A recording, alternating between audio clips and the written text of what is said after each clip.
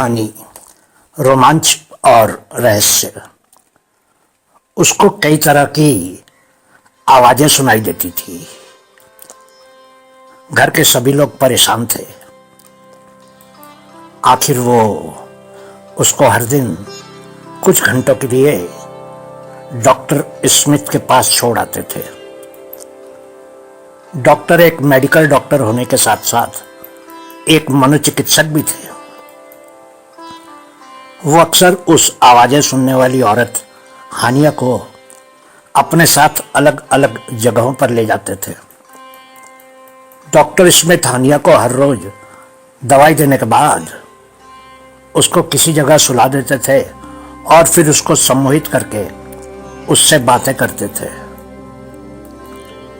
उस दिन इलाज के बाद डॉक्टर स्मिथ ने पूछा, हानिया, अब तुमको कैसा लग रहा है?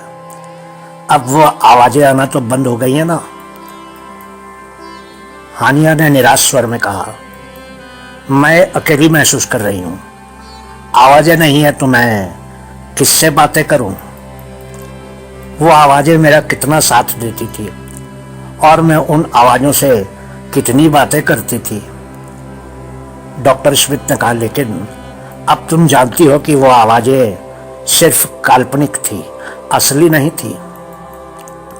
वो आवाजें तुम्हारे दिमाग की उपज थी और वो आवाजें तुमको बुरी बुरी बातें सिखाती थी। हानिया ने कहा, लेकिन वो आवाजें मेरी पुरानी दोस्त थी।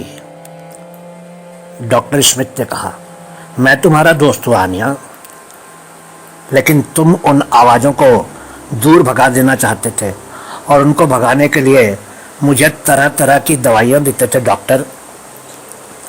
डॉक्टर ने कहा, लेकिन हम उन आवाजों को भगाने में सफल हुए हैं कि नहीं? डॉक्टर हानिया की रिपोर्ट को पढ़ने लगा।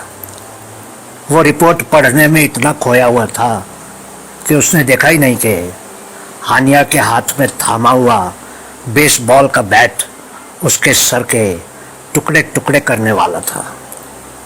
कुछ देर के बाद हानिया डॉक्टर को उस जंगल वाले कॉटेज में मरा हुआ छोड़कर अपनी कार की तरफ जा रही थी और बड़बड़ा रही थी, मेरे दिमाग की आवाजों,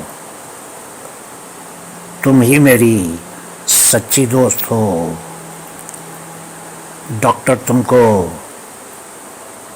कभी सुन नहीं पाता था, इसलिए उसको इस दुनिया से जाना ही था। बहुत बहुत शुक्रिया।